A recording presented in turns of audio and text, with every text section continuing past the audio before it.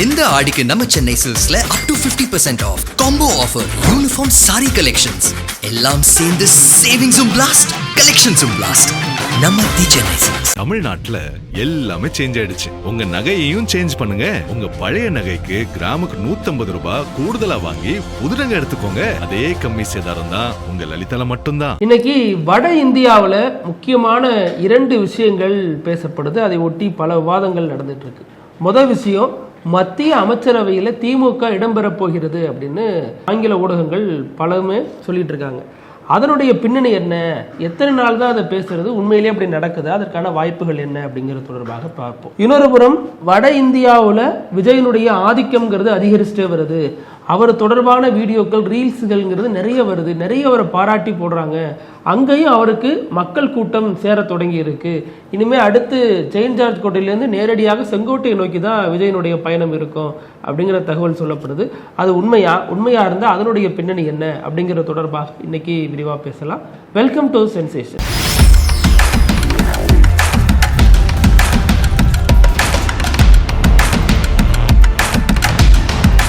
வணக்கம் பிருத்திவி. வணக்கம் அழகு. நீங்க சொன்னது போல மீண்டும் பாஜகவோட மத்திய எனக்கு மீண்டும் மோடி வேண்டும் வருதுங்க. அது மாதிரிதான் பாஜகவோட மத்திய மந்திரி சபையில திமுக இடம் பெற போகுதா, திமுகவுக்கு அமைச்சர் பதவி கொடுக்க போறாங்களா அப்படின்ற பேச்சு என்பது வைரலா போயிட்டு இருக்கு. என்ன காரணம் அப்படின்னா, சமீபத்துல ஒரு மாற்றம் என்பதை பாஜக பிளான் பண்ணியிருந்தாங்க. ஒண்ணு கட்சி ரீதியான மாற்றம். விஜய் பண்ற மாற்றம்லாம் உங்களுக்கு தெரியாது முதல்வராக இல்ல, அது ஓகே, அது ஒரு புறம் அந்த மாற்றம் இருக்கட்டும். ஏன்னா பெயர் மாற்றம் எல்லாம் பண்றாரு இல்லையா, அது ஒரு மாற்றம். இந்த பக்கம் வந்து பாஜக பண்றது என்னன்னா, தேர்தலை நோக்கமாக வச்சு, தேர்தல் நடைபெற போது இல்லையா அடுத்த ஆண்டு பல மாநிலங்களில், அந்த தேர்தலை நோக்கமாக வச்சு கட்சி ரீதியாக சமீபத்தில் நியமனங்கள் பண்ணியிருந்தாங்க இல்லையா. இப்போ ஆட்சி ரீதியாக மத்திய மந்திரி சபையை வந்து மாற்றி அமைக்க போகிறாங்க. கிட்டத்தட்ட 20 அமைச்சர்களுக்கு வந்து அவங்களுக்கு பதிலாக வேறொரு அமைச்சர்களை கொண்டு வர போகிறாங்க. ஆல்ரெடி இருக்கக்கூடிய அமைச்சர்களுக்கு கூடுதல் பொறுப்பு, இல்லைன்னா அவங்களோட 2-3 துறைகளை கவனிப்பாங்க இல்லையா, அந்த துறை அந்த வேலை பளுவை வந்து குறைக்க போகிறாங்க. அப்படி இல்லை அப்படின்னா சில அமைச்சர்களை வந்து அமைச்சரவையிலிருந்தே நீக்கி கட்சி பணிக்கு அனுப்ப போகிறாங்க, தேர்தல் பணிகளுக்கு அனுப்ப போகிறாங்க அப்படின்ற மாதிரி செய்திகள்லாம் இப்போ பெருசாக பேசப்படுது. அதை நோக்கி தான் பிரதமர் நரேந்திர மோடியும் பிளான் பண்ணிட்டு இருக்காரு. விரைவிலேயே மத்திய மந்திரி சபை மாற்றி அமைக்கப்படலாம் அப்படின்ற மாதிரிலாம் சொல்கிறாங்க. இதில் இன்ட்ரெஸ்டிங்காக பல விஷயங்கள் இருக்கு. அதில் ஒன்று என்ன அப்படின்னா, இன்ட்ரெஸ்டிங்காக இருக்கான்னு நாங்கள் சொல்கிறோம். இல்லை, பொலிட்டிக்கலாக எதனால இன்ட்ரெஸ்டிங் தான் பாஜக பற்றி பேசும்போது. ஒன்று என்ன அப்படின்னா, இப்போ சமீபத்தில் பதவி நீக்கம் பண்ணப்பட்டார்ல தர்மேந்திர பிரதான், அவரை மீண்டும் மத்திய மந்திரி சபைக்கு கொண்டு வர போகிறார் பிரதமர் மோடின்னு சொல்றாங்க. இவ்வளவு சீக்கிரமா கொண்டு வர ட்ரை ஆமா, அதுதான் சொல்றாங்க. என்ன சொல்றாங்க அப்படின்னா, வேற துறைக்கு வந்து தர்மேந்திர பிரதான் அமைச்சரா போட போறதா ஒரு பேச்சு என்பது போயிட்டு இருக்கு. அது மட்டும் இல்லாம இந்த 20 பேர் இந்த நம்பர் சொல்றாங்க இல்லையா, 20 அமைச்சர்களுக்கு பதிலாக வேற ஒருத்தர் வந்து கொண்டு போறாங்கட்டு, அந்த ஸ்பேஸ்ல தான் டிஎம்கேவுக்கு ஒரு வாய்ப்பு இருக்குமான்னு சொல்லிட்டு மீண்டும் ஒரு விவாதம் என்பது கிளம்பி இருக்கு. ஏன்னா சமீபத்தில் நம்ம தொடர்ந்து பல தகவல்கள்லாம் சொல்றாங்க. டிஎம்கே எம்பி கனிமொழி வந்து டீ பார்ட்டியில் கலந்துக்கிட்டதாகட்டும், அவங்க பாஜக தலைவர்களோட காட்டுற நெருக்கமாகட்டும், எல்லாமே வந்து திமுக பாஜகவை நோக்கி போகுது, பாஜகவோட சேர போறாங்க. ஏன்னா திமுகவுக்கு வந்து காங்கிரஸ் வந்து கூட்டணிலிருந்து வெளியே போனதுக்கு அப்புறம் திமுகவுக்கு ஒரு தேசிய கட்சியோட நட்புறவு தேவைப்படுது. அதனால தான் பாஜகவை நோக்கி திமுக நகர ஆரம்பிக்கிறதுன்னு சொல்லிட்டு பல விவாதங்கள் நடைபெற்றுட்டு இருந்தது இல்லையா. அந்த விவாதத்தின் தொடர்ச்சியாக தான் இதுவும் பேசப்படுது. திமுக எம்பிகளுக்கு இந்த முறை வந்து, ஏன்னா இதில் இருக்கக்கூடிய ரிஸ்கே பாஜகவுக்கு என்ன அப்படின்னா, இந்த முறை பல கட்சிகளை வந்து இன்க்ளூட் பண்ண வேண்டிய தேவை எழுந்திருக்கு. ஏன்னா அவங்க என்ன பண்ணாங்க, மம்தா பானர்ஜி கட்சி உடச்சு விட்டு திரிணாமுல் காங்கிரஸ்ல இருந்து பல எம்பிக்களை கூட்டு வந்தாங்க. ஏன்னா மம்தா பானர்ஜி அகைன்ஸ்ட் இருக்கணும்னு சொல்லிட்டு இங்கேயும் வந்து ஒரு தனி பிளாக்லாம் உருவாக்குனாங்க. அவங்க வந்து டைரக்டா பாஜகவுக்கு வராம இது வரைக்கும் இந்தியாவில் வெஸ்ட் பெங்காலேயே கேள்விப்படாத ஒரு கட்சியில் போய் சேர்ந்தாங்க. அவங்களுக்கும் மத்திய மந்திரி சபையில் இடம் கொடுக்க வேண்டிய தேவை எழுந்திருக்கு. அது மட்டும் இல்லாமல் உத்தவ் தாக்கரே சிவசேனா கட்சியிலிருந்து கூட சில எம்பிக்கெல்லாம் பாஜக ஆதரவாக நின்னாங்க. அவங்களுக்கும் இடம் கொடுக்க வேண்டிய தேவை எழுந்திருக்கு. அப்போ கூட்டணி கட்சிகளுக்கு அதிகமான இடங்கள் இப்போ ஒதுக்க வேண்டிய தேவை எழுந்திருக்கிறதுனால திமுகவோட தயவை பாஜக எதிர்பார்க்குறாங்க. அதுக்கு பிரதிபலனா திமுகவுக்கும் மத்திய மந்திரி சபையில் இடம் கிடைக்கும் அப்படின்ற மாதிரி தான் வட இந்திய ஊடகங்கள் பேசிட்டு இருக்காங்க. இப்போ அதாவது ஏன் இப்போ வந்து நம்ம திமுக அதிமுக ஆட்சி அமைக்கிறாங்க, கூட்டணி வச்சு ஆட்சி அமைக்க போறாங்க அப்படிங்கறது நம்ம ஏன் இப்போ விவாதிக்கிறது இல்லை அப்படின்னா, அது வந்து செயலிழந்து போச்சு. அதில் வந்து எந்த விதமான ஒரு ஸ்பைசி கண்டென்ட்டும் இல்லை, ஸ்பைசியாகவும் இல்லை, அது கேட்க சுவாரஸ்யமாகவும் இல்லை. ஏன்னா நிறைய பேர் உடச்சு விட்டாங்க அதை. ஏன்னா அன்னைக்கு சொன்ன காரணங்கள் இன்னைக்கு எல்லாமே மாறி போச்சு. விஜய் செய்யறப்ப அது கூட்டணி கட்சிகளே கேட்க மாட்டேங்குது அப்படின்னு எல்லாருடைய முகமூடிகளும் இதுல தெரிய ஆரம்பிச்சிருச்சு. ஆனா இன்னைக்கு ஏன் திமுக பாஜக அப்படின்னு நம்ம தொடர்ந்து பேசுறோம் அல்லது வட இந்திய ஊடகங்கள் ஏன் பேசுது அப்படின்னா அந்த டைமிங்கை பார்க்கணும். இன்னைக்கு ஒரு ஃபங்க்ஷன் நடக்குது தமிழ்நாட்டில், அதுல பாஜகவினுடைய அமைச்சர், மத்திய உள்துறை அமைச்சர் அமித்ஷா தலைவராக இருக்கிறார், துணைத் தலைவராக நமது முதல்வர் விஜய் இருக்கிறார். அந்த விழா நடக்கும் பொழுது ஒரு விமர்சனம் உருவாகுது. அப்போ இவ்வளோ நெருக்கமாக அவங்க இருக்கிறாங்க, அரசு நிகழ்ச்சினாலும் கூட அவங்க நெருக்கமாக இருக்காங்க. அதற்கு முன்னாடி ராஜ்மோகனா இருக்கலாம், கீர்த்தனாவா இருக்கலாம், இவங்க எல்லாம் பாஜக தலைவர்களோடையும் அமைச்சர்களோடையும் சந்திச்சுட்டு நிறைய புகைப்படங்கள் எடுத்துக்கிறாங்க. அப்போ ஏதோ ஒரு தொடர்பு இருக்கு. இன்னும் நம்ம பின்னாடி போய் பார்க்கணும்னா பாஜக எதையெல்லாம் கொண்டு வரணும்னு விரும்புதோ அதையெல்லாம் இந்த அரசு நிறைவேற்றி வைக்கிறதுன்னு ஒரு விமர்சனம் இருக்கு. குறிப்பாக நம்ம சொல்லணும், நம்ம தொடர்ந்து சென்சேஷன்ல அதை சொல்லிக்கிட்டே இருக்கோம். அதுல முக்கியமானது என்னன்னா, இப்ப மாநில ஒரு பல்கலைக்கழகத்தினுடைய வேந்தராக மாநில முதல்வரே தொடரலாம் அப்படின்னு திமுகவுடைய நிலைப்பாட்டுக்கு எதிராக தாவேக வேறொரு நிலைப்பாட்டை எடுக்குது. அதே நேரம் பல்கலைக்கழக துணைவேந்தர் தேடுதல் குழுவுல 3 பேர் இருக்கலாம் அப்படிங்கிறத 5 பேரா மாத்துறதுக்கு இவங்க சத்தமே போடாம ஒத்துக்கிறாங்க. இப்படி பல விஷயங்கள். இடதுசாரிகளை கணக்கெடுக்கிறது இவங்க கணக்கெடுக்கிறாங்க. இடதுசாரிகளை கணக்கெடுக்கிறாங்களே, என்னைக்காவது அந்த கல்வி இயக்குநரகம் அந்த சம்பந்தப்பட்ட நபர் அதிகாரி இருக்காருல்ல, அவர் வந்து ஜாதி மத வெறியோட யார் இருக்கா அவங்க எல்லாம் கணக்கில் எடுங்க. யாரு தனது ஜாதி வெளிப்படுத்துற மாதிரி கயிறு கட்டிக்கிறா அவங்களை எல்லாம் கணக்கில் எடுங்க. கல்லூரிகளுக்குள்ள ஜாதியா இருக்கக்கூடாது, கல்லூரிகளுக்குள்ள மத பிரிவினை இருக்கக்கூடாது அப்படின்னு என்னைக்காச்சும் ஒரு சுற்றறிக்கை அனுப்பி அது வந்து வைரலா இருக்கா நமக்கு பார்த்திருக்கோமா? அப்ப இதையும் இடதுசாரிகள் பண்றாங்கன்னா, இடதுசாரிகள் இந்த கல்லூரிகளுக்குள்ள பண்றாங்க. ஜாதி மதம் இருக்கக்கூடாது, ஜாதி மதம் இல்லாம ஒரு சமூகம் உருவாகணும் அப்படிங்கிறது அவங்களுடைய ஒரு நீண்ட கால செயல் திட்டம். அதை நோக்கி அவங்க பயணிக்கிறாங்க.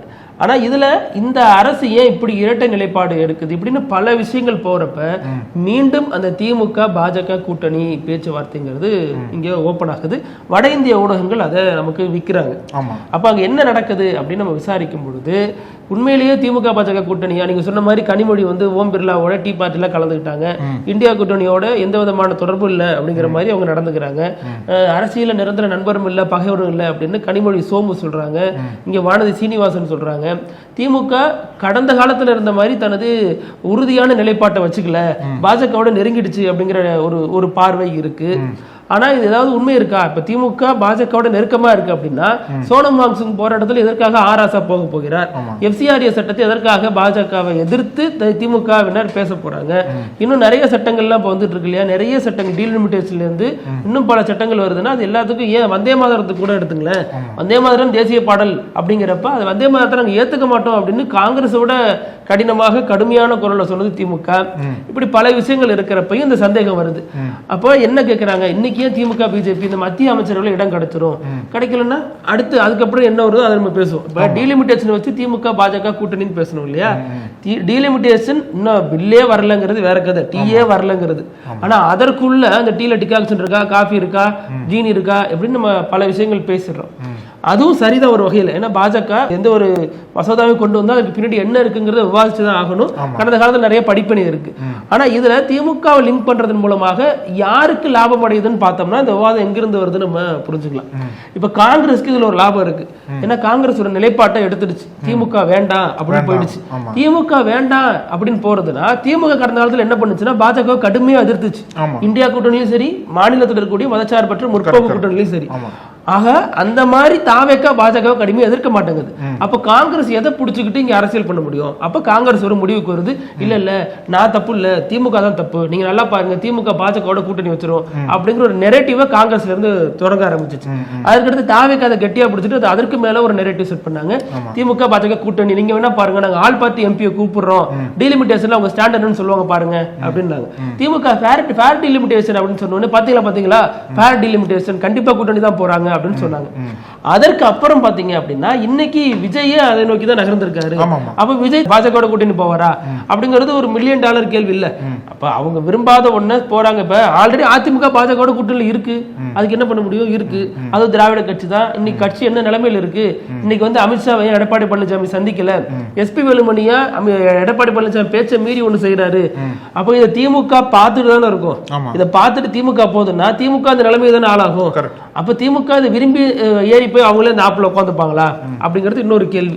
ரெண்டாவது, இப்ப இந்த அதிமுக கபலீகரம் பண்ண மாதிரி திமுக கபலீகரம் பண்ணுங்கிற அச்சம் திமுகவுக்கு இருந்தாலும் திமுகவுக்கு ஹோல்டு ஒண்ணுமே இல்லையா நேஷனல் லெவல்ல, எதை பிடிச்சிக்கும் அப்படிங்கிற அந்த ஒரு புள்ளியில இருந்து தான் இந்த எல்லா விவாதங்களும் வந்துட்டு இருக்கு. ஆமா, இப்ப நீங்க சொன்னது போல திமுக வந்து பாஜகவோட சேர்றது பாஜக நன்மையா திமுக நன்மையான்னு கேட்டா பாஜகவுக்கு வந்து பெரிய நன்மைன்னு சொல்ல முடியாது, ஆனால் திமுகவுக்கு பெரிய தீமைன்னு சொல்லலாம். ஏன்னா பாஜக பொறுத்தளவில் தமிழ்நாடு வந்து முற்றிலுமா பாஜக புறக்கணிச்சிட்டாங்க. அதனால தமிழ்நாட்டில் ஜெயிக்க வேண்டிய தேவை இன்னைக்கு பாஜக கிடையாது. எம்எல்ஏ இருக்காரு போகராஜன். ஆமா, போகராஜன் இல்ல, அதாவது 4 இருந்து 1 வந்துட்டாங்க இல்லையா. இப்போ லோக்சபா ஃபுல்லாமே வந்து பாஜக இங்கே ஜெயிக்க முடியல. அப்போ தமிழ்நாட்டில் வெற்றி பெற்றே ஆகணும் அப்படின்ற தேவை வந்து பாஜகவுக்கு நேரடியாக கிடையாது. மேபி மறைமுகமா வந்து பல இயக்கங்களை கொண்டு பாஜக இங்க வந்து செயல்படலாம், அதெல்லாம் பார்த்துட்டு இருக்கோம். தமிழ்நாட்டில் பாஜக ஜெயிச்சா என்ன பண்ணிருக்கோம், யூஜிசி உறுப்பினர் 3ல இருந்து 5 மாத்தி இருப்பாங்க, பிபிஜி ராம்ஜி அலோவ் பண்ணிருப்பாங்க, அணுக்கனிம சுரங்க திட்டத்தை எக்ஸ்டென்ஷன் பண்ணிருப்பாங்க. இப்போ மினரல் சம்பந்தமாக ஒரு திட்டம் வந்திருக்கு இல்லையா, அது வந்து மாநில அரசுகளுக்கான உரிமையை பறிச்சுக்கிட்டு மத்திய அரசு தான் எல்லாத்துக்குமே முடிவெடுக்கக்கூடிய அதிகாரமும் அவங்களுக்கு எந்த விதமான வரியும் மாநில அரசால செலுத்த முடியாது அப்படிங்கறதெல்லாம் வந்திருக்கு. அதையெல்லாம் எதிர்த்து இந்த அரசு எதுவுமே பேசலையே, ஏன் பேசல அப்படிங்கிறது. இன்னொன்னு விக்சித் பாரத் ஏதோ விபிஎஸ்சின்னு சொல்றாங்க, அது வந்து யூஜிசிக்கு மாற்றா, அது வந்து ஒரே அம்பர்லால வந்து எல்லாத்தையும் ஒரு குடையின் கீழ் கொண்டு வந்துடும் சொல்லுவாங்க இல்லையா, அந்த மாதிரி ஒரு திட்டத்தை வந்து பாஜக செயல்படுத்த போறாங்க. இப்போ குறிப்பா இப்போ நீங்க சொன்னீங்கல்ல வட இந்திய ஊடகங்கள்லாம் எதற்காக வந்து இந்த திமுக பாஜக கூட்டணி அதெல்லாம் பேசுறாங்கன்னு பார்க்கும்போது அது அரசியல் ஒரு பக்கம். ஆனா இதுல இருக்கக்கூடிய பின்னணி, இதுல இருக்கக்கூடிய நோக்கம் என்ன அப்படின்னா தமிழ்நாட்டு அரசியலில் வந்திருக்கக்கூடிய ஒரு வீழ்ச்சி. அதாவது அவங்க வந்து திமுகவோட வீழ்ச்சி அதிமுகவோட வீழ்ச்சியை ஒட்டுமொத்தமாக திராவிட இயக்கங்களோட வீழ்ச்சின்னு பார்க்குறாங்க. இந்த திராவிடியன் மூமெண்ட் வந்து வீழ்ச்சி அடைஞ்சிருச்சு. அதாவது ஆர்எஸ்எஸும் 100 ஆண்டுகள் கடந்துருச்சு, திராவிடியன் மூமெண்ட்டும் 100 ஆண்டுகள் கடந்துருச்சு. 100 ஆண்டுகளுக்கு அப்புறம் வந்து திராவிடியன் மூமெண்ட் வந்து தமிழ்நாட்டில் வந்து ஸ்ட்ராங்காக இருந்தாங்க. இப்போ திராவிடியன் மூமெண்ட் வந்து தமிழ்நாட்டில் ரொம்ப வீக் ஆயிருச்சு, வீழ்ந்துருச்சு. அப்போது விஜயை நம்ம கொண்டாடணும், விஜயை கொண்டாடுறோன்னு பேரில் திமுக வீழ்ந்ததை தான் அவங்க வந்து உண்மையிலே சந்தோஷப்படுறாங்களே தவிர விஜயோட வெற்றி அவங்களுக்கு சந்தோஷமே தரல. நம்ம கேமராமேன் விஜய் சொல்றீங்களா? நம்ம கேமராமேன் விஜய் சொல்ல, முதல்வர் சிஎம் விஜய். ஆமா, ஏன்னா நீங்க முதல்வர் விஜய்னு சொல்ல நிறைய பேர் கோவப்படுவாங்க. இல்ல ஆமா, சிஎம் விஜய். இப்ப சிஎம் விஜயோட வெற்றி என்பதை, சிஎம் விஜயோட வெற்றியை வட இந்திய ஊடகங்கள் வந்து மனதார உண்மையா வந்து கொண்டாடல. திமுகவோட வீழ்ச்சியை திராவிட கட்சிகளோட வீழ்ச்சியை தான் கொண்டாடுறாங்க. ஏன்னா திராவிட கட்சிகள் வீழ்ந்தாலே இங்க வந்து அதுக்கு அகைன்ஸ்டா இருக்கக்கூடிய சித்தாந்தம் வந்து தமிழ்நாட்டில் வளர்ச்சி அடையக்கூடிய தேவை, வளர்ச்சி அடையக்கூடிய பாதை வந்து வந்துடும் அப்படின்ற மாதிரி தான் வட இந்திய ஊடகங்கள் வந்து தொடர்ந்து விஜயை வந்து ப்ரொமோட் பண்றாங்க. இப்போ எதற்காக வட இந்தியாவில் வந்து தொடர்ந்து ஊடகங்கள்லாம் பண்றாங்க இல்லையா, பாஜக வட இந்தியாவில் ஸ்ட்ராங்கா இருக்கு. இப்போ தென்னிந்தியாவில் வந்து பாஜகவோட சித்தாந்தத்துக்கு அகைன்ஸ்டா இருந்த 2 மாநிலங்கள் ஸ்ட்ராங்காக சொல்லணும் அப்படின்னா தமிழ்நாடு, கேரளா சொல்லலாம். இப்போ கேரளா ஆட்சி மாற்றம் வந்துச்சு, காங்கிரஸ் ஆட்சிக்கு வந்துட்டாங்க. தமிழ்நாட்டிலே ஆட்சி மாற்றம் என்னவோ வந்திருக்கு. இப்போ தமிழ்நாட்டில் வந்து எப்படி திராவிடியன் மூவ்மெண்ட்டுக்கு அகைன்ஸ்டா என்னென்ன மாதிரிலாம் நரேட்டிவ் செட் பண்ணால் அதை அப்படியே இன்டைரக்டாக விஜய்க்கு சப்போர்ட் பண்ணுற மாதிரி மாறும்னு பார்க்கும்போது தான் இத்தனை நரேட்டிவ் அவங்க வச்சுட்டு இருக்காங்க. ஒவ்வொரு நரேட்டிவ் வைக்கிறாங்க. விஜய் வந்து பாப்புலராக கொண்டாடுறது, அஃப்கோர்ஸ் கொண்டாடுங்க, ஏன்னா விஜய்க்கு வந்து இந்தியா முழுக்கவே பாப்புலாரிட்டி இருக்குது, அதுக்கு வந்து மாற்று கருத்தே கிடையாது. அதை வந்து அவங்க கொண்டாடுறாங்க. ஆனால் கொண்டாட்டத்தின் பேரில் அவங்க ஃபேக்காக பல நியூஸ் இது பண்ணுறாங்க இல்லையா, அதுவும் இன்ஃப்ளூயன்சஸ் இருக்காங்க, நார்த் இந்தியன் இன்ஃப்ளூயன்சஸ்லாம். அவங்க வேணும்னே வந்து ஃபேக்காக பல செய்திகளை பரப்புறதன் மூலிமா இங்கே இருக்கக்கூடிய இந்த தமிழ்நாடு மண்ணுக்கான அரசியலையே அவங்க வந்து காலி பண்ணி அதுக்கு மாற்றாக இருக்கக்கூடிய வட இந்திய அரசியல் வந்து தமிழ்நாட்டை திணிக்க பார்க்குறாங்களோ, அதற்கு ஸ்ட்ராங்காக இங்கே இருக்கக்கூடிய தாவேக அரசாங்கம் ரியாக்ட் பண்ணுவாங்களா அப்படின்னு தான் ஒரு கேள்வி இருக்குது. இல்லை, நீங்கள் ஊடகங்கள் ஓகே, வட இந்திய சமூக வலைதளங்களில் வீடியோக்கள் பரவிட்டு இருக்கு. ஆமாம், அதில் முக்கியமாக நீங்கள் சொன்னபடி பார்த்தோம் அப்படின்னா, இல்லை இப்போ சனாதன எதிர்ப்பு, இப்போ உதயநிதி ஸ்டாலின் வாரிசு அரசியல் பண்றாரு அப்படிங்கிறோம். உதயநிதி ஸ்டாலின் எதனால இந்தியா முழுக்க தெரிஞ்சாரு அப்படின்னா, அவர் சனாதன எதிர்ப்பு, சனாதனம் தொடர்பாக பேசுறது, சனாதனத்தை கொசுவத்தி மாதிரி அழிப்போம், கொசு அழிக்கிற மாதிரி, டெங்கு கொசு அழிக்கிற மாதிரி அழிப்போம்னு சொன்ன அந்த ஒரு புள்ளிங்கிறது மிகப்பெரிய அதிர்வலைகளை ஏற்படுத்தினுச்சு. அவருக்கு எதிராக பலரும் வந்து வழக்கு போட்டாங்க, தலை எடுப்போம் என்னென்னமோ சொன்னாங்க. ஆனாலும் அவர் அந்த கருத்தை பின்வாங்கிக்கல. அவர் அதுக்கு ஒரு விளக்கம் கொடுக்குறாரு, இது வந்து ஒரு அடிமைத்தனம், பெண் அடிமைத்தனம், நிறைய விஷயங்கள் சொல்றாரு. அவரோட சக காலத்துல அது சொன்னது வந்து திருமாவளவன், அவருக்கு முன்னாடியே சொன்னது திருமாவளவன். அதை பெரிய அளவுல எடுத்துட்டு போனாரு. இன்னைக்கு அந்த திருமாவளவன் அந்த சனாதன எதிர்ப்பை பேச முடியுமா? அந்த அளவுக்கு அவருக்கு அங்க சுதந்திரம் இருக்கு, ஆட்சியில பங்கு கிடைச்சிருச்சு. ஆனா சனாதன எதிர்ப்பை பேசிட முடியுமா? இப்ப கூட மாநாடு என்ன போடுறாரு, தமிழ் தேசிய எழுச்சி மாநாடு, தாவேக்காவோட பொருந்தி போகிற மாதிரி இருக்கக்கூடிய ஒரு பொதுவான செயல்திட்டத்தில் இருக்கிற விஷயங்களை பத்தி தான் பேசுறாரு. பாஜக எதிர்ப்புல திருமாவளவனே பின்வாங்கும் பொழுது விஜய் என்ன செய்ய முடியுங்கிறது ஒரு கேள்வி இருக்கு. ரெண்டாவது, பாஜகவை அனுசரிச்சு போகக்கூடிய விஜய் பாஜகவுக்கு எதிராக வேலை பார்க்கிறாருல்ல, அதுதான் வட மாநிலத்துல இந்த மாதிரி இன்ஃபுளுசர்ல வச்சு கண்டதை பேச வருது. அவங்க பேசுறதுல முக்கியமான விஷயம் என்ன அப்படின்னா, தமிழ்நாட்டில் பெட்ரோல் விலையை முதல்வர் குறைச்சிட்டாரு, அது வந்து மக்களுக்கு வந்து பெரிய யூஸ்ஃபுல்லாக இருக்கு. ரெண்டாவது, பள்ளி மருத்துவமனைக்கு கோவில் இருக்கிற உண்டியல் பணத்தெல்லாம் வச்சு இங்கே பெரிய அளவில் செலவு பண்ண சொல்லிட்டாரு அப்படிங்கிறது இன்னும் அடுத்த உருட்டு. அடுத்து என்னன்னா, அதான் அங்கே ஒரு டச் இருக்கு பாருங்க, பசுவதை தடை செய்யணும் அப்படின்னு கோர்ட்டில் முதல்வர் விஜய் வலியுறுத்துகிறார். இந்த மாதிரி எல்லாம் எல்லாமே வந்து ஒரு மதத்தை இது பண்ற மாதிரி, ஆமா மதத்தை இது பண்ற மாதிரி, மதத்தை விட மனிதர்கள் முக்கியங்கிற மாதிரியும் அப்படி இப்படியும் இருக்கு. இதுல ரெண்டாவது என்னன்னா, பாலியல் வன்கொடுமை செய்யப்பட்ட நபர்களுக்கு உடனடியாக தண்டனை கொடுக்கிறாரு. ஒன்னு என்கவுண்டர் இல்லைன்னா தூக்கு தண்டனையே கொடுத்துறாரு முதல்வர் விஜய். தூக்கு தண்டனை அப்படி பேசி வாதாடி வாங்கி கொடுத்துறாரு, அல்லது அவர் என்கவுண்டர் பண்ணிடுறாரு. இப்படி ஏகப்பட்ட விஷயங்கள் ஹிந்தி மொழியில ஹிந்தி இன்ஃபுளுசர்களால வட மாநிலம் முழுக்க பரப்பப்படுது. அவங்களுடைய சாட் எல்லாம் கூட இப்ப இடையில லீக் பண்ணாங்க. இதுக்கு இங்க இருக்கக்கூடிய என்ன தெரியுமா கமெண்ட் பண்றாங்க, இப்பதான் விஜயோட படங்கள் நார்த் இந்தியாவுக்கு போயிருக்க போல் இருக்கு, அதை பார்த்து சொல்ற மாதிரி இங்க இருக்கக்கூடிய கமெண்ட் எல்லாம் பண்ணிட்டு இருக்காங்க. அதுக்காக 2014 காலகட்டத்துல குஜராத்தை பாருங்க அப்படின்னு சிங்கப்பூர் போட்டோ எல்லாம் எடுத்து காட்டுவாங்க. நம்மளும் குஜராத் நம்பியிருப்போம். அப்பெல்லாம் இளைஞர்களா இருக்கிறப்ப பரவாயில்ல மோடி சூப்பரா பண்றாரு அப்படின்னு சீமான் எப்படி நம்பினாரோ அதே மாதிரி நம்மளும் நம்பணும். அந்த காலகட்டத்துல அது நடந்துச்சு, எல்லாரும் நம்பினாங்க. அப்ப என்ன சொல்லப்படுச்சுன்னா, இங்க இருக்கிற தமிழர்கள் மோடிக்காக பிரச்சாரம் பண்ணாங்க. அவங்க வந்து எந்த வகையில லாபம் அடைஞ்சாங்க அப்படின்லாம் தெரியாது, ஆனா பலர் இது பண்ணாங்க. இப்ப இதே மாதிரிதான் இன்னைக்கு விஜய்க்காக அவங்க அங்க பிரச்சாரம் பண்றாங்க. அவங்க வந்து சில ஸ்கிரீன்ஷாட்லாம் ரிலீஸ் பண்றாங்க, பணம் கொடுக்கப்பட்டதா சொல்றாங்க. யார் கொடுத்தாங்க என்ன ஏது அப்படிங்கிறத தெரியல. ஆனா இந்த திட்டத்தின் மூலமாக விஜய் ஒரு முடிவுக்கு நகர்வது நம்மளால பார்க்க முடியுது.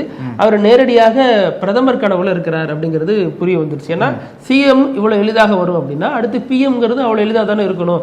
ஏன்னா பாஜக அந்த அரசியல் தானே இதுக்கு முன்னாடி முன்னெடுத்திருக்கு.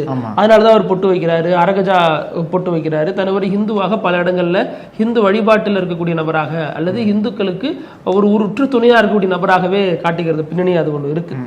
ரெண்டாவது இதுல பார்த்தோம் அப்படின்னா, இப்ப கிறிஸ்துவ அரசு அப்படிங்கிறது இங்க உள்ளவங்களுக்கு காம்ப்ரமைஸ் பண்றதுக்கு, இங்க உள்ள சில விஷயங்களை காம்ப்ரமைஸ் பண்ணிக்கிறதுக்கும், இங்க இருக்கக்கூடிய அந்த மதச்சார்பற்ற சக்திகள் குறிப்பா சிறுபான்மை சமூக மக்களை தங்கள் பக்கம் வச்சுக்கிறதுக்கு, திமுக இருந்து பிரிக்கிறதுக்கான வேலைகள் அது ஒரு பங்கா இருக்கு.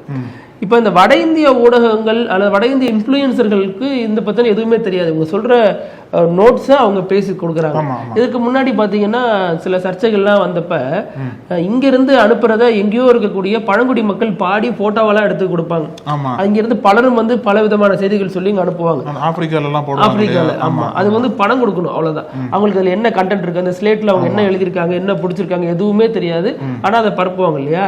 அது மாதிரி அங்க பரப்புறதன் மூலமாக இப்பவே விதை போட ஆரம்பிச்சிட்டாரு விஜய். ஏன்னா தமிழ்நாட்டுல இந்த ரீல்ஸ் ஆச்சுங்கிற விமர்சனம் இருக்கும்போது நாங்க ரீல்ஸ் எல்லாம் பண்ணல, உழைச்சுதான் வந்தோம், மக்கள் மத்தியில போய் தான் வந்தோங்கிறாங்க இல்லையா. அப்ப வட இந்திய ஊடகங்கள்ல விஜயை முன்னிலைப்படுத்துறது யாரா இருக்கும்? விஜய் கட்சியை சேர்ந்த யாரோ தான் இருக்கும். ஏன்னா இல்லாத ஒண்ணு சொல்லி முன்னிலைப்படுத்துறாங்க. இப்ப விஜய் வந்து தாய்மாமன் சீர் கொண்டு வந்தாரு, அதுல வந்து ஒரு பவுன் நகையும் பட்டு புடவையும் தராரு அப்படிங்கறத சொல்லி பரப்புறாங்கன்னா அது உண்மை. சம்பந்தமே இல்லாத ஒண்ணு சொல்லி சம்பந்தமே இல்லாத மாதிரி பரப்புறது பின்னணிங்கிறது ஒரு சதி திட்டம் தான்.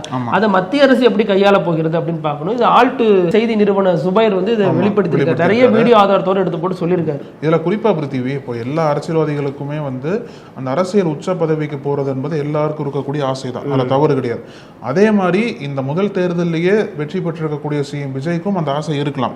பிரதமர் கனவு என்பது எல்லாத்துக்கும் இருக்கக்கூடிய ஒரு கனவு தான் இல்லையா. ஆனா இதுலதான் இன்னும் ஒரு கேள்வி வருது அப்படின்னா, சிஎம் விஜய் தாராளமா வந்து தேசிய அரசியலுக்கு போறதுல எந்த விதமான மாற்று கருத்தே கிடையாது. தமிழ்நாட்டை சேர்ந்த பல அரசியல் தலைவர்கள்லாம் தேசிய அளவுல வந்து எப்படி எல்லாம் மாற்றத்தை கொண்டு வந்திருக்காங்க, எப்படி எல்லாம் பேசப்பட்டிருக்காங்கன்னு சொல்லிட்டு பார்த்துருக்கோம். நம்ம அதே பாதையில விஜய் வந்து பயணிக்கலாம். ஆனா இதுல இருக்கக்கூடிய கேள்வி என்ன அப்படின்னா, ஒன்னு தேசிய அரசியலுக்கு அவர் போனார் அப்படின்னா யாரை எதிர்த்து அரசியல் பண்ணுவார்? பாஜகவை எதிர்ப்பாரா, காங்கிரஸ் எதிர்ப்பாரா? இப்ப பாஜகவை எதிர்க்கிற மாதிரி இது வரைக்கும் ட்ராக் ரெக்கார்ட் கிடையாது. அப்ப பாஜகவை எதிர்க்கல அப்படின்னா காங்கிரஸ் எதிர்ப்பாரா? காங்கிரஸ் எதிர்க்க முடியாதுன்னா கூட்டணியில் இருக்காங்க. அப்போ எந்த இரண்டு தேசிய கட்சிகளை விஜய் வந்து ஸ்ட்ராங்கா எதிர்த்து அந்த கட்சிக்கு மாற்றா தன்னை வந்து முன்னிலைப்படுத்திக்குவார் அப்படின்ற ஒரு கேள்வி இருக்குல்ல. அங்கதான் நீங்க கவனிக்கணும். இங்க என்ன ஃபார்முலா ஒன்று பண்ணிருக்காருன்னு பார்க்கணும். அந்த ஃபார்முலாக்கு வட இந்தியா நார்த் இந்தியன்ஸ் சப்போர்ட் பண்ற மாதிரி தெரியுது. இல்ல இங்க இருக்கிற ஃபார்முலாவே என்ன அப்படின்னா, இங்க என்ன பண்ணாரு, ஒரு வலிமையான திமுக இருந்துச்சு, இன்னொரு வலிமையான அதிமுக இருந்துச்சு. ஆனா திமுக ஆளுங்கட்சியாகவும் அதிமுக எதிர்கட்சியாகவும் இருந்துச்சு. அதிமுக பலகீனம் அடைஞ்சிருச்சு அப்படின்னு விமர்சனம் இருந்த நேரத்துல அதிமுகவாவே மாறினார் விஜய் இல்லையா? அதே மாதிரி இப்ப காங்கிரஸாகவே மாறப்போகிறார். காங்கிரஸினுடைய இடத்தை ஃபுல்ஃபில் பண்றது நோக்கம். காங்கிரஸோட இடத்தை ஃபுல்ஃபில் பண்ணோம் அப்படின்னா ராகுல் காந்தி எப்படி பாஜக எதிர்க்கிறாரோ அதை தாண்டி விஜய் பாஜக எதிர்க்கணும்ல. ராகுல் காந்தி எங்க பாஜக எதிர்க்கிறாரு? அதாவது பேருக்காச்சும் எதிர்க்கணும்ல. அதான் சொல்றேன், இப்ப ராகுல் காந்தி எதிர்ப்புங்கிறது பாஜக எதிர்ப்புங்கிறது இருக்கு. ஆனா அதை கூர்மைப்படுத்துறது இல்ல ராகுல் காந்தி. சக தோழமை சக்திகளோட சேர்ந்து அவர் வந்து பிரதமர் வீட்டை போய் முற்றுகையிடலைங்கிற விமர்சனம் எல்லாம் இருந்துச்சு. தன்னை முன்னிலைப்படுத்திக்க பார்த்தாரு. இன்னும் சொல்ல போனா அந்த சோனம் வாங்ஸிங் போராட்டத்துல போய் அவர் கலந்துக்கவே இல்லை அப்படிங்கிற விமர்சனங்கள் எல்லாம் சொல்றாங்க. ஆனா ராகுல் காந்தி அங்க RSS கோர எதிர்க்கிறாரு. ஆனா விஜய் அந்த அளவுக்கு போவாராங்கிறது ஒரு கேள்வி. ரெண்டாவது இன்னொரு பிஜேபி வெர்ஷனா இருந்துட்டு போறாரு. என்ன பிஜேபி காங்கிரஸ், நீங்க நல்லா பாருங்க, காங்கிரஸ் சாஃப்ட் இந்துத்துவா பேசும், மோடி கோர் இந்துத்துவா பேசுவார்.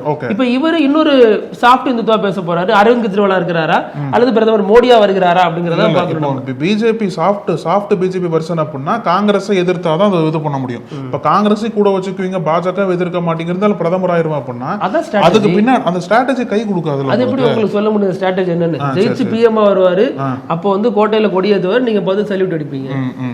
இல்ல சல்யூட்லாம் நிச்சயம் அடிக்கணும். அவர் பதவிக்கு நம்ம கொடுத்த மரியாதை இல்லையாது, அதெல்லாம் மாற்றுகிறது கிடையாது. ஆனா அந்த அரசியல் கேள்விகள், அரசியல் பாதையில தான் பல கேள்விகள் வந்து விஜய் சுத்தி இருக்குன்னு தான் நான் சொல்றேன். நான் இப்போ நம்ம வீடியோவோட இறுதி பகுதி வினோத செய்தி அதான் பார்க்க போறோம். அதாவது எந்த ஒரு சிறுவனுக்கும் இந்த மாதிரி ஒரு நிலை ஏற்படக்கூடாது. என்ன அப்படின்னா, மேற்கு வங்கத்தில் இருக்கக்கூடிய ஒரு சிறுவன், அவர் பேர் இக்பால் ஷேக். அவருக்கு என்ன மாதிரி ஒரு அது நோயா இல்லை ஒரு நம்பிக்கையான்னு தெரியல. ரொம்ப நாளாக வந்து குளத்து தண்ணி இருக்குல்ல, இந்த தண்ணியிலேயே இருந்திருக்காரு, வெளியே வர்றதில்லை. தண்ணியிலேயே வந்து தண்ணி ஓரமாக உட்கார்றது, தண்ணியிலேயே வந்து அவரோட வாழ்க்கையை ஸ்பெண்ட் பண்ணுறது, அப்படியே வாழ்ந்துட்டு இருந்திருக்காரு. ராத்திரியிலே. ஆமாம். என்ன காரணம் சொல்கிறாரு அப்படின்னா, வெளியில் வந்த அப்படின்னா என்னோட உடல் வந்து சுடுது, உடல் வந்து ஒரு மாதிரி ஒரு வியர்டாக பிஹேவ் பண்ணுது, அதனால வந்து தண்ணியிலே இருக்கிற மாதிரி ரொம்ப நாளாக இருந்துட்டு இருந்திருக்கார். இவங்க குடும்ப உறுப்பினர்களும் பெருசாக வந்து அவங்க ட்ரீட்மெண்ட்லாம் பண்ணி பார்த்துருக்காங்க, எதுவுமே பெருசாக ஒர்க் அவுட் ஆகலை. இவரோட நம்பிக்கை என்னவா இருந்திருக்கு அப்படின்னா, என்னை வந்து ஒரு அமானுஷ சக்தி வந்து என்னை கட்டுப்படுத்துது, அதனாலதான் தண்ணியிலிருந்து வெளியே வர முடியலனால. இவர் பக்கத்திலே சில குளங்கள்லாம் இருக்க போல் இருக்கு, தண்ணியிலேயே வந்து அந்தந்த குளத்துக்கெல்லாம் போயிட்டு ஒரு நாள் ஒரு குளத்தில் இருக்கிறது, மறுநாள் இன்னொரு குளத்துக்கு போறதுன்னு சொல்லிட்டு தண்ணியிலேயே டிராவல் பண்ணிட்டு இருந்திருக்காரு. இத்தனை பல மாதங்களா கூட சொல்றாங்க. சாப்பாடுல வந்து அந்த கரையோரமா நிற்பாங்க போல் இருக்கு, அவர் தண்ணியிலேயே வந்து சாப்பாடு கொடுப்பாங்க, அவர் வாங்கி தண்ணிக்குள்ள போயிடுவார் போல் இருக்கு. அந்த மாதிரி வாழ்ந்துட்டு இருந்திருக்காரு. இது ஒரு வினோதமான வாழ்க்கைன்னு தான் வெஸ்ட் பெங்கால்ல சொல்றாங்க. அதாவது மேலே மதன்றே சாப்பிட்டுட்டுலாம் பார்த்துருக்காங்க அவங்கெல்லாம்.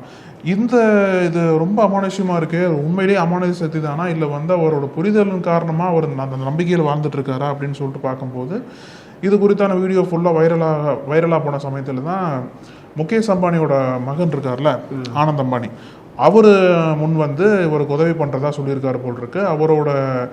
அவரோட உதவியின் பேரில் அங்கேருந்து டைரெக்டாக ஸ்பெஷல் ஃப்ளைட்டில் வந்து மும்பைக்கு கூப்பிட்டு வந்து மும்பை ஹாஸ்பிட்டலில் வந்து இந்த சிறுவனுக்கு என்னதான் பிரச்சனைன்னு சொல்லிட்டு இப்போ வந்து சிகிச்சை கொடுக்க ஆரம்பிச்சிருக்காங்க. எதற்காக இவ்வளோ முத்தி போயிடுச்சு அப்படின்னா, அந்த சிறுவனோட பெற்றோர் வந்து பெரிய ஹாஸ்பிட்டலுக்கு எங்கேயும் கூட்டு போக முடியல, அவங்க நம்பிக்கையிலேயே வாழ்ந்துட்டாங்க போல் இருக்கு. அதனால இப்போ வந்து அந்த கவனம் வந்து இந்தியா முழுக்க போனதுனால இப்போ அவருக்கு மும்பையில் வந்து சிகிச்சை கொடுத்துட்டு இருக்காங்க. அதனால இன்னும் என்ன நோயின்னு சொல்லிட்டு பெருசாக கண்டறியல. இன்னும் சிகிச்சை கொடுத்ததுக்கு அப்புறம் தான் உண்மையிலேயே என்ன பாதிப்பு இவருக்கு, எதற்காக சிறுவன் பிஹேவ் பண்றாருன்னு சொல்லிட்டு இவங்களாம் தெரிய வரும். அவரை அந்த பையனை சென்னைக்கு அழைச்சிட்டு வந்தோம்னா தெரியும், எல்லாருமே இப்படிதான் இருப்பாங்க, அடிக்கிற வெயில்ல குளத்தை தெரிந்து அலைவாங்க, அதுவும் கிடைக்காத பொறுக்கு. அப்போ அது சகஜமான ஒன்று தானே அவர் ஒரு முடிவுக்கு வந்துடும். சென்னையில மழை பெஞ்சது அப்படின்னா சென்னையே குளமா மாறிடும், அதுவும் புரிஞ்சுதான் அவருக்கு. இல்லைன்னா வெயில்ல இருந்தா அவரை மாதிரியே தான் இங்கேயும் இருக்கணும். அப்போ எல்லாருக்கும் அந்த மனநோய் இருக்கா அப்படிங்கிறது தெரியல, அது எல்லாரும் அந்த நம்பிக்கையில் இருக்கிறோமா அப்படிங்கிறதும் புரியல. ரெண்டாவது, தண்ணியில இருந்து வெளில வரணுங்கிறது தான் ஒரு நல்ல மெசேஜ் சொல்லியிருக்காரு. அதே மாதிரி இங்கேயும் பலரும் தண்ணியில சிக்கிட்டு இருக்காங்க, நம்ம ஊர்லயும் நம்ம மாநிலத்திலயும், அவங்களும் தண்ணியில இருந்து வெளில வரணும் அப்படின்னு விவேக் மாதிரி ஒரு மெசேஜ் சொல்லி இந்த நிகழ்ச்சியை முடிச்சுக்கலாம். இதே மாதிரி நாளைக்கு மீண்டும் பல செய்திகளோட சந்திக்கலாம். அழகு, நன்றி. தொடர்ந்து பேசலாம். நன்றி. நக்கீரன் டிவிக்கு சப்ஸ்கிரைப் செய்யுங்கள். உங்கள் ஆதரவே எங்கள் பலம். ஆசிரியர்களுக்கு நண்பனாகவும் மாணவர்களுக்கு ஆசானாகவும் திகழும் தேர்வு வழிகாட்டி. ஒவ்வொரு பாடத்திற்கும் அனுபவமிக்க ஆசிரியர்களின் துல்லியமான தெளிவான விடைகள். CNC இருக்கு, தேர்வு பயம் எதற்கு? இது தீரன் பப்ளிஷிங் ஹவுஸ் விற்பனை வெளியீடு.